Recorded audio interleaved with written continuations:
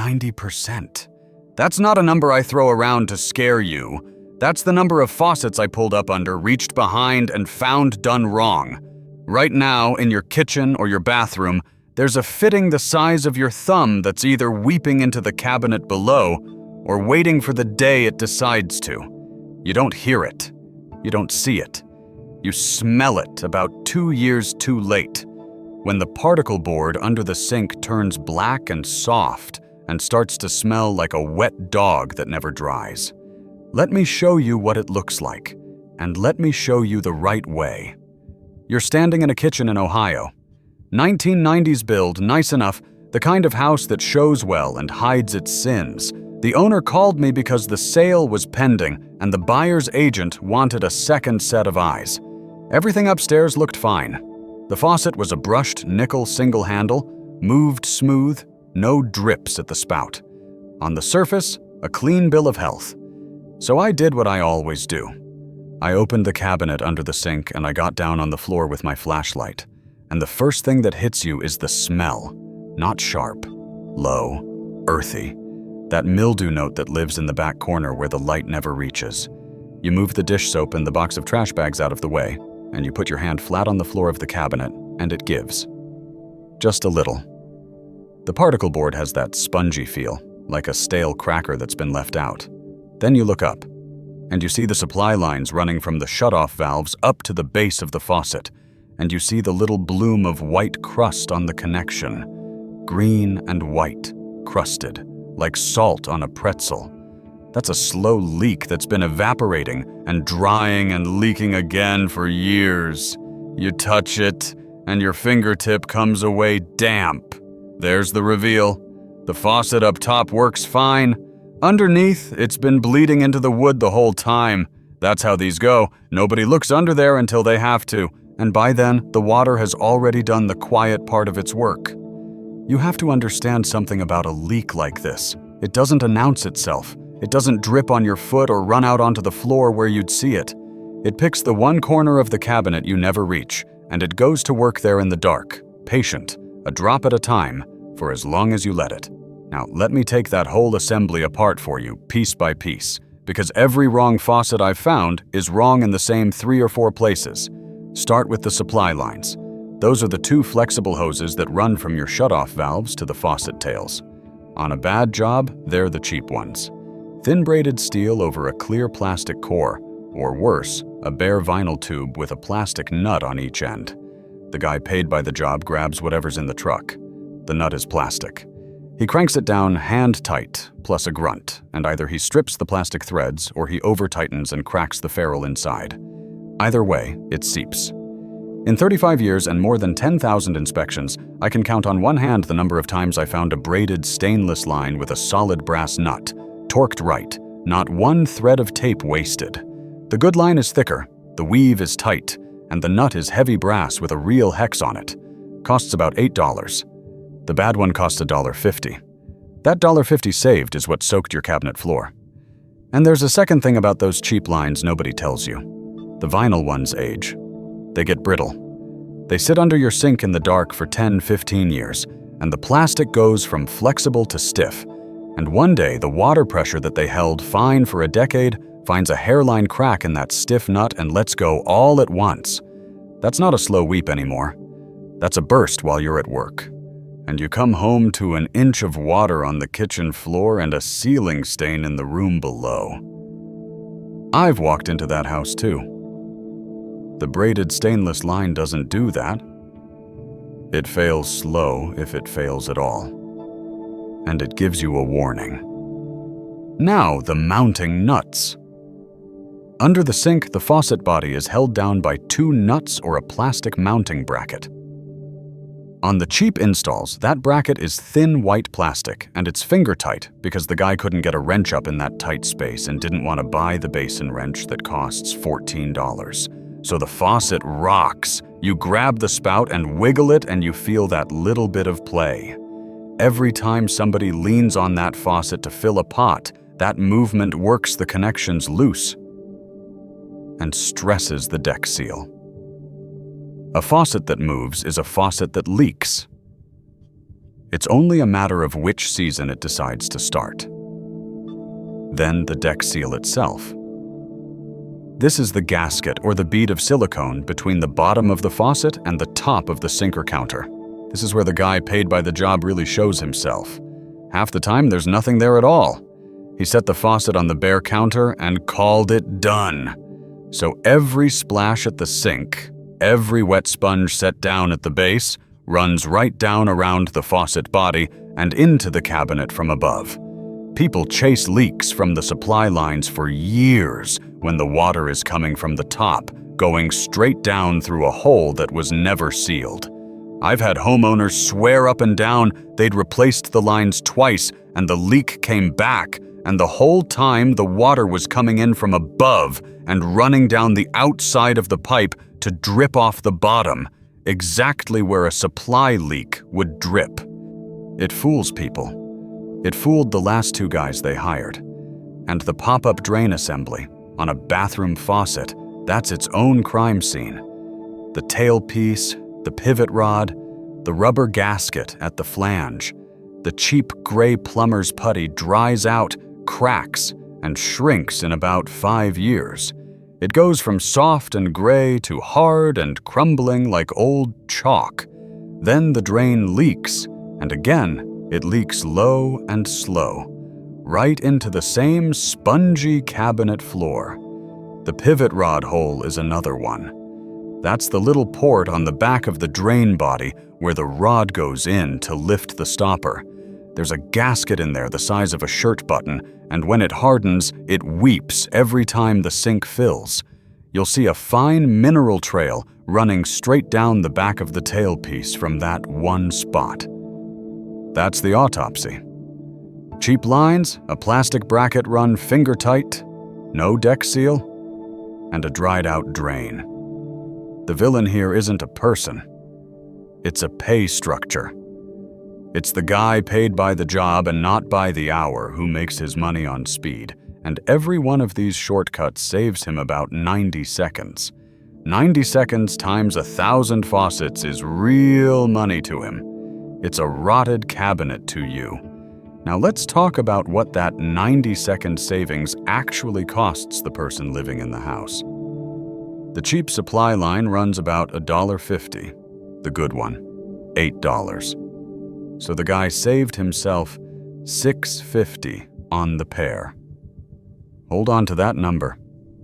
That cheap line seeps, slowly, a drop every few minutes. You never see it because it's behind the trash can. Over 2 years, it keeps the base of that cabinet damp.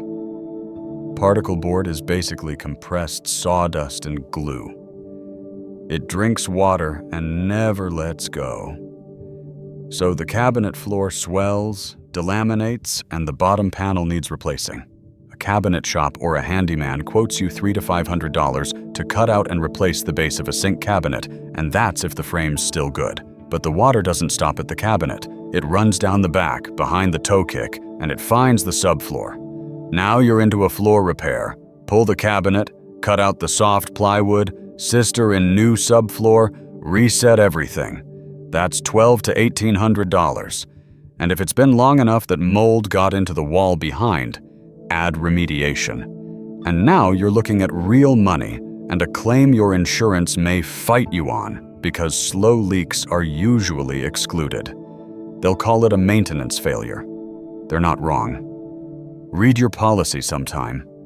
There's almost always a line in there about gradual leakage and long-term seepage, and that language exists precisely so they don't have to pay for the faucet nobody looked under. So here's the chain.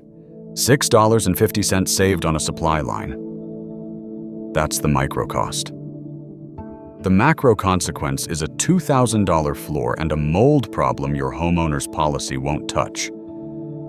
But stay with me, because the next part decides whether you fix this for $40 one time or keep paying for it in ways you can't see. Because there's a second bill running the whole time. If it's a hot line seeping, you're paying to heat water that's dripping into your cabinet. It's pennies a day. But it's pennies a day for 10 years. And the drip keeps your water meter turning a hair faster than it should. A faucet that drips 1 drop every 10 seconds wastes better than 3 gallons a day. That's over 1,000 gallons a year going nowhere, and you're paying for every one of them, plus the gas or electric to warm them up. None of it is dramatic on its own. That's exactly why it wins. The big disasters get fixed because they're loud. It's the quiet ones that bleed you for a decade. Let me tell you why this happens, mechanically, so you understand it and never let anyone do it to you again. Water under pressure finds the weakest seal, and it works it. A connection isn't waterproof because it's tight. It's waterproof because 2 surfaces meet cleanly with the right sealing element between them at the right tension. Too loose, it weeps. Too tight, you crush the gasket or crack the ferrule, and it weeps anyway. There is a right amount, and it's less than most people think. The pressure never sleeps. Every hour of every day, the water in that line is pushing on that seal, looking for the one spot that isn't perfect. A joint that's 99% right will still find that last 1% eventually. That's why the details matter. Water is the most patient thing in your house. Here's your rule, and this is the one to write on the inside of the cabinet door. Hand tight, then a quarter turn with the wrench. No more. On a braided supply line, that's it. If you're leaning into it, you've already gone too far. Now, here's the right way, start to finish, the way I'd do it in my own house. Shut the water off at the 2 valves under the sink. Turn them clockwise until they stop. Then open the faucet up top to bleed the pressure and let it drain. Put a bowl and a towel under the connections because there's always a little water left in the line and it always finds your sleeve. Disconnect the old supply lines. Look at the shutoff valves themselves while you're in there. If they're the old multi-turn valves with a round handle and they're crusty, that's your moment to consider quarter-turn ball valves because the old ones seize and fail right when you need them in an emergency. Here's a test while you're down there. Turn that valve off, then on, then off again. If it feels gritty, or if the handle spins loose without doing anything, or if a little water keeps coming through when it's supposed to be shut, that valve is done. Don't trust it. The day you need it most is the day it decides not to work. And then you're shutting off the whole house at the main to change a faucet. Then remove the mounting nuts up under the sink. This is where the basin wrench earns its $14. It's a long-handled tool with a spring-loaded jaw that reaches up into that miserable space behind the bowl. Do not fight that nut with pliers and skinned knuckles. Buy the tool. I've watched grown men lose a whole afternoon and half a knuckle to a nut a basin wrench would have turned in 30 seconds. There's no medal for suffering under a sink. Lift the old faucet out. Clean the deck. Get all the old putty and dried silicone off the counter until it's bare and clean and dry. This matters. A seal only works on a clean surface. Use a plastic scraper so you don't gouge the counter and wipe the ring with a little rubbing alcohol to cut any grease. If you set a new gasket down on old grime, you've built the next leak with your own hands. Now set the new faucet. Most quality faucets come with their own rubber or foam gasket for the base. Use it. If it doesn't come with one, lay a clean bead of 100% silicone around the mounting hole, set the faucet into it, and let the excess squeeze out so you can wipe it. That bead is what keeps water from the top out of your cabinet. It's the step everyone skips. Don't. And use silicone, not the acrylic caulk that says it paints over. You want the clear silicone that smells like vinegar when it cures. That's the one that stands up to water and stays flexible for 20 years. Underneath, hand tighten the mounting nuts, then snug them with the basin wrench until the faucet doesn't rock. Grab the spout and try to wiggle it. Dead solid. No play. If it still shifts, don't just crank harder on one side. Check that the faucet's base gasket is seated flat and even, because a cocked gasket will let it rock no matter how hard you torque it. Connect your new braided stainless supply lines. 2 or 3 wraps of thread tape on the threads if they're tapered. None if the connection uses a rubber washer, because tape on a washer connection does nothing but make a mess. Wrap the tape in the direction the nut turns so it doesn't unravel when you thread it on. Hand tight, then a quarter turn. Remember the rule. Turn the water back on slowly. Then, and this is the part people skip, you wait. Turn the faucet on and off a few times to bring the pressure up. Then take a dry paper towel and wrap it around each connection and hold it there for 10 seconds. Pull it off. Dry means dry. Damp means you go a hair tighter and check again. Then leave a folded square of dry paper towel sitting under each connection and check it tomorrow morning. If it's still bone dry in the morning, you did it right. I check mine 2 mornings running before I call a job finished, because some leaks are so slow they need a full day to show a spot the size of a dime. Now, the good, better, best ladder with real numbers. Good. You reuse the faucet, replace the 2 supply lines with braided stainless, and add the deck seal you were missing. Parts are about $20 to $25, plus the basin wrench if you don't own one. Under $40 all in, and it stops the 2 most common leaks. Better. New mid-grade faucet with a solid brass body, ceramic disc cartridge, new braided lines, new quarter-turn shutoff valves. You're at $150 to $250 in parts.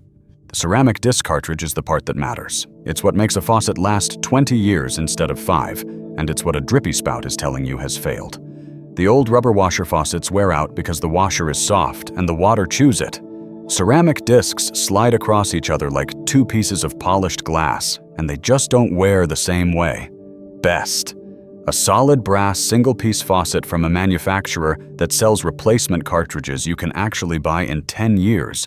New quarter-turn valves, new braided lines, and a proper pull-down or pull-out sprayer with a real docking magnet, not a plastic clip.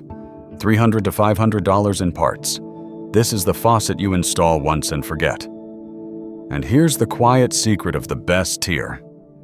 It's not that the metal is fancier, it's that the company will still sell you a $2 cartridge a decade from now.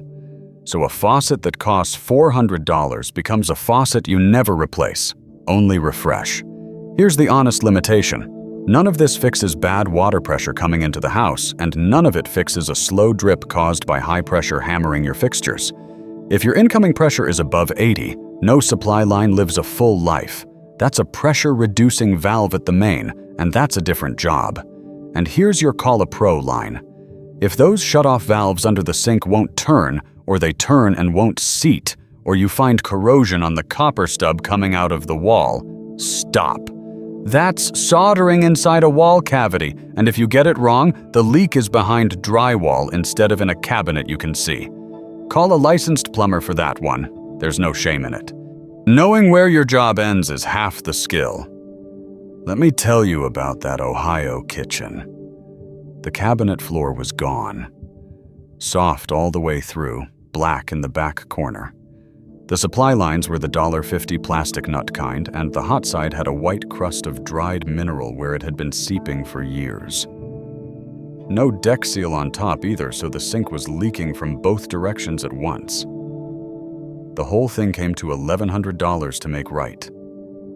New cabinet base. A section of subfloor cut and sistered. New faucet, new lines, new valves. The buyer used it to knock $2,000 off the price, so call it a $3,000 faucet by the time the dust settled. The seller's face when I showed him the crust on that line, that stays with me. He'd owned the house 11 years. He'd never once opened that cabinet all the way and put his hand on the floor. Nobody does. That's not a knock on him. He was a victim of a $1.50 part and a guy who was in and out in 20 minutes. The original owner probably never knew either. The leak was already working before that man ever picked up his keys at the closing table.